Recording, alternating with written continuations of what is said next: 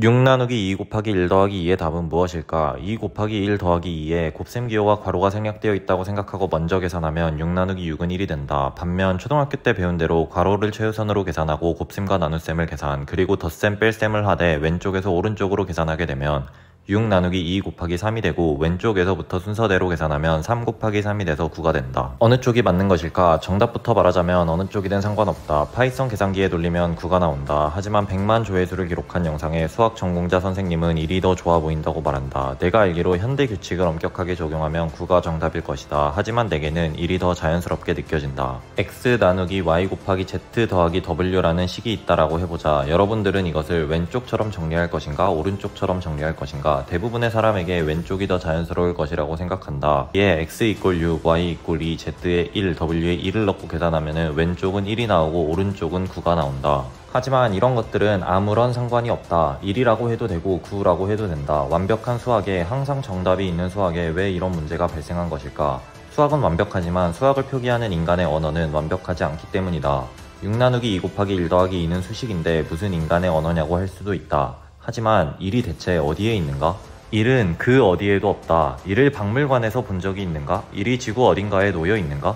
1의 실체가 놓여 있는 곳이 있다면 수학자들은 매년 그곳에가 참배를 할 것이다. 그러나 참배를 하는 수학자는 어디에도 없다. 1은 어디에도 없기 때문이다. 1은 우리의 정신세계, 관념에만 존재한다. 수학은 우리의 정신세계, 관념에만 존재한다. 그리고 그곳에서 수학은 완전하게 존재한다. 플라톤은 완전한 세계, 이데아가 있다고 말했다. 인간은 완전한 수학을 표현하려고 노력할 뿐이다. 모든 수학 기호는 인간이 인간을 위해 만든 것이다. 인간이 인간을 위해 수학 세계를 묘사하는 언어를 만들어낸 것이다. 만일 당신이 이 수식을 적으면서 이것을 생각했다면 그렇다고 나중에 친구에게 말해주면 된다. 반면에 이것을 생각했다면 그렇다고 나중에 친구에게 말해주면 된다. 둘 모두 이데아에 존재하는 수학적 대상에 대한 이야기를 하고 있고, 당신이 그것을 어떻게 표기하든 이데아의 대상은 바뀌지 않는다. 물론 명확한 표기가 좋다. 전공 수학의 시작은 생각하는 것을 명확하게 표현하는 것이라고 해도 과언이 아니다. 하지만 중요한 것은 내가 어떻게 표현하더라도 수학적 진리는 바뀌지 않는다는 것이다. 내가 1 더하기 1이 3이라고 목이 터져라 외쳐봐도 1 더하기 1은 언제나 2일 것이다. 마찬가지로 이런 해괴한 표기법이 있다고 해도 의미를 명확히 하는 순간 답은 명확해진다. 수학은 완전하기 때문이다. 표기와 규칙은 인간이 정하는 것이다. 정해진 표기와 규칙이 있다면 살펴보면 되고, 그렇지 않다면 이제부터 만들어가면 된다. 어차피 표기와 규칙은 인간이, 우리가 만드는 것이니까.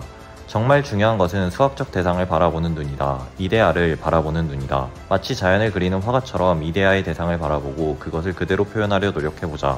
여러분의 표현이 완벽하지 않을 수 있지만 정말 중요한 것은 이데아를 보는 눈이다. 그런데 수학이 정말로 완벽할까?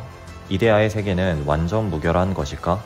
1931년 괴델은 수학계를 영영 바꾸어 놓을 논문을 출판한다. 수학 원론 그리고 관련된 시스템들 내에서 형식적으로 결정 불가능한 명제들에 관하여 라는 해괴망측한 제목을 가진 논문에서 괴델은 정식 나간 명제들을 증명한다. 괴델이 증명한 명제에 따르면 참이지만 증명할 수 없는 명제가 있다. 정말 놀랍지 않은가? 참이지만 증명이 불가능한 명제가 있다니. 이걸 괴델의 불안정성 정리라고 부른다. 그냥 개똥 철학자의 뜬구름 잡는 소리처럼 들릴 수 있다. 20세기 최고의 수학자 힐베르트의 23가지 문제를 보자. 이건 20세기 수학자들이 가장 중요하게 여긴 23가지 문제들이다. 리만 가설처럼 아직 안 풀린 문제도 있다. 1번 문제를 살펴보자. 1번 문제는 연속체 가설은 참인가이다. 연속체 가설은 자연수와 실수 사이에 무한이 있는가의 문제이다. 실수는 실직선으로 표현된다. 자연수는 이 위에 점을 찍어 표현할 수 있다. 자연수와 실수의 개수는 둘 다 무한이지만 딱 봐도 실수가 더 많아 보인다.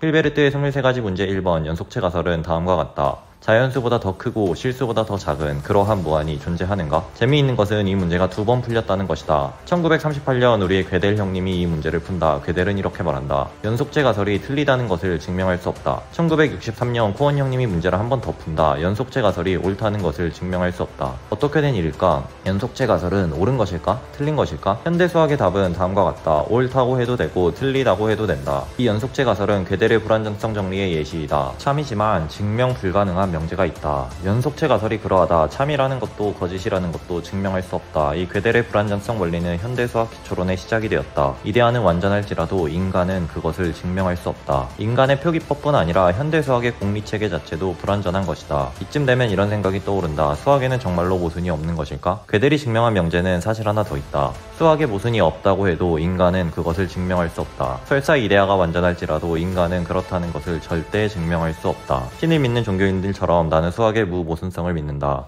나는 어딘가의 수학적 대상들이 경험직 실체들보다 분명하게 그리고 완전하게 존재한다고 믿는다. 그 저편 세계를 보는 눈은 바로 이데아를 보는 눈이고 이런 눈은 치열한 생각과 상상 그리고 직관으로 개안할 수 있다.